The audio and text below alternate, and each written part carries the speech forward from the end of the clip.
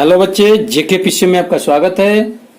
विषय गणित वर्ग 8 प्रश्नावली 3.1 का सवाल नंबर 5 कहता है कि नीचे के दो कॉलम में से एक में बहुभुज का नाम तथा दूसरे में उसके अंतः कोणों के भुजाओं की मापों का योग दिया गया है। बहुभुज के नाम को उनके अंतः कोणों के मापों के योग से मिलान कीजिए।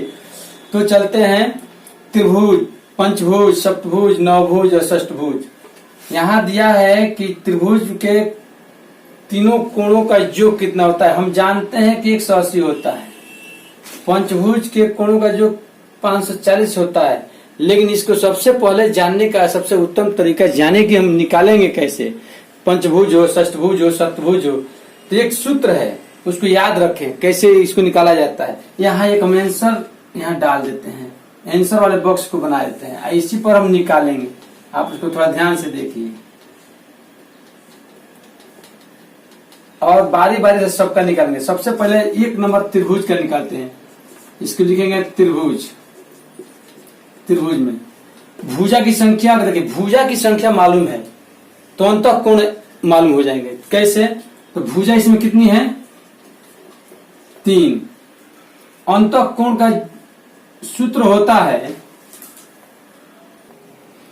अगर त्रिभुज के, चतुर्भुज के, पंचभुज के, सप्तभुज के, नवभुज के किसी भी भुज हो, कोई भी बहुभुज हो और उसके अंतः कोणों का योग मांग रहा है, अगर आपको निकालना है तो उसका एक ही फॉर्मूला है, यहाँ सामने लिखा हुआ है। तो सबसे पहले गिन लेंगे कि किस बहुभुज का निकालना है। तो त्रिभुज का निकालना है, भुजा कितनी है? 3, याद रखेंगे 3 है। त्रिभुज के अंतः कोणों का योग, अगर चतुर्भुज है तो चतुर्भुज के अंतः कोणों का योग, पंचभुज है तो पंचभुज के अंतः कोणों का योग। इसका सूत्र यही है 2 × n-2 गुणे 90। हम चाहें तो डायरेक्ट n-2 गुणे 180 भी लिख सकते हैं, लेकिन इसके तरीका से जानिए।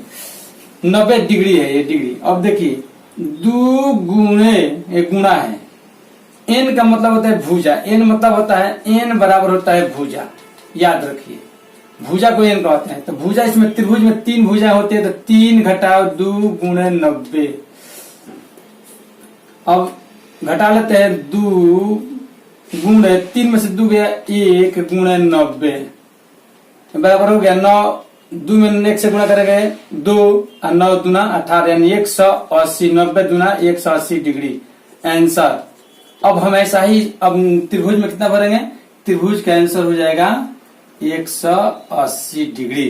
पंचभुज का भी निकालेंगे, देखेंगे पंचभुज को कैसे निकालेंगे। नंबरिंग करते हैं 1 2, ये हो गया 3, ये हो गया 4 और ये हो गया 5। पंचभुज भुजा कितना है जी? इसमें भुजा है 5, याद रखिए। अब इसको लिखेंगे पंचभुज के, हमको सिर्फ पंचभुज से मतलब है। हमको ये मालूम नहीं कि 12, 60, 180, 720 कहाँ है, कैसे मालूम नहीं। हमको सिर्फ पंचभुज से मालूम है और उसकी भुजा कितनी है? तो 5। पंचभुज के अंतः कोणों का योग।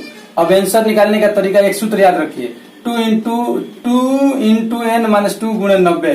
2 गुणे पंचभुज में 5 है, भुजा से हम लोग भुजा 5 घटाओ 2 गुणे 90 कर देंगे। 2 गुणे 5 में से 2 गया 3 गुणे 90। कितना हो गया जी? 3 दूना 6 और 9 छक 54, 540 डिग्री। यानी पंचभुज के अंतः कोणों का योग 540, यानी यह आया। यह इसको हम यहाँ लिख देते हैं। आंसर यहाँ लिखे हैं, ध्यान से देखना है कि पंचभुज के सामने, यानी आप इसको मिटा कर लिख दीजिएगा। मिलान करते समय मैं बता रहा हूं, आप मिलान कर दीजिएगा। पंचभुज के सामने क्या लिखा जाएगा? यानी 540 डिग्री। ठीक है। सप्तभुज की कितनी भुजाएं होती हैं? तो यहाँ सप्तभुज में लिखेंगे भुजा कितनी। सप्तभुज मतलब 7 भुजा वाला।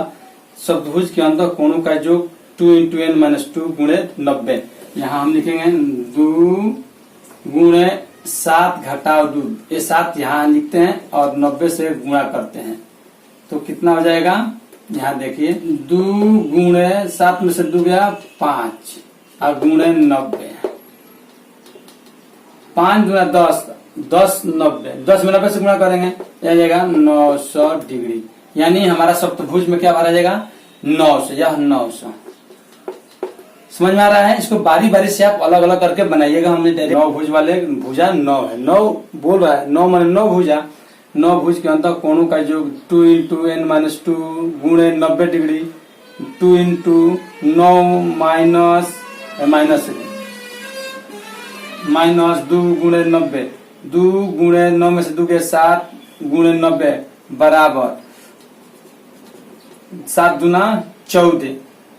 14 में अब जानते हैं गुणा करने के लिए 14 में 90 से गुणा करना है तो 14 नामा 26 सर 1260 डिग्री, यानी यह हो गया 9 भुज में 1260 भरा जाएगा। बाकी जो बच गया उसको आप भर सकते हैं और एक आप बना भी सकते हैं। ऐसा ही करके षटभुज का बना दीजिएगा, आपका आंसर बन जाएगा।